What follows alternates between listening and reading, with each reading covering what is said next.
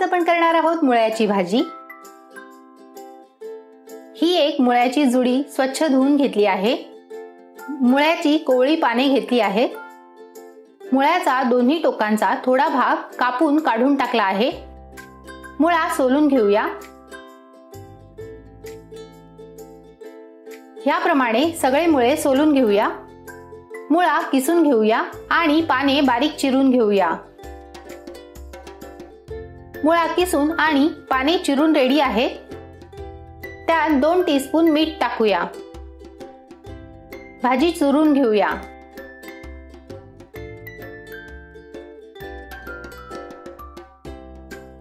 भाजी चुरून झाली आहे। ह्याप्रमाणे पाणी काढून टाकूया।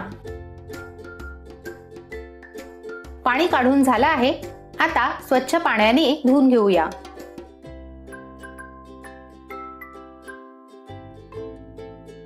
नंतर पूर्ण पाणी काढून टाकूया। हाय फ्लेमवर कढई ठेवली आहे। त्यात 1.5 टेबलस्पून तेल टाकूया। तेल गरम झालं आहे। त्यात 7 ठेचलेल्या लसणाच्या पाकळ्या आणि 3 चिरलेल्या हिरव्या मिरच्या टाकूया।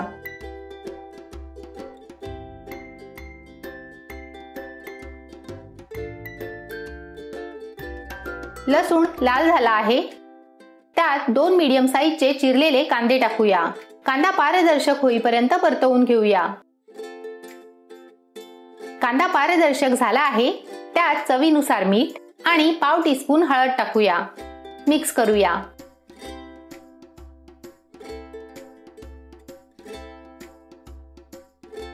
पहा, मुळ्यातलं सगळं पाणी काढून टाकलं आहे।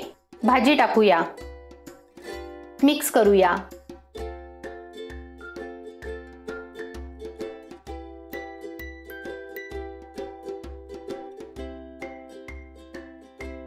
झाकण लावून 3 मिनिटं शिजवूया। 3 मिनिटं झाली आहे। थोडं परतवूया।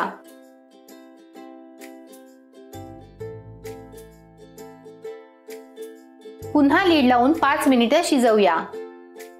5 मिनिटं झाली आहेत। आपल्या चॅनलवर अजून काही पालेभाज्यांच्या रेसिपीज आहेत, त्या तुम्ही पाहू शकता। लीड लावून 3 मिनिटं शिजवूया। 3 मिनिटं झाली आहेत।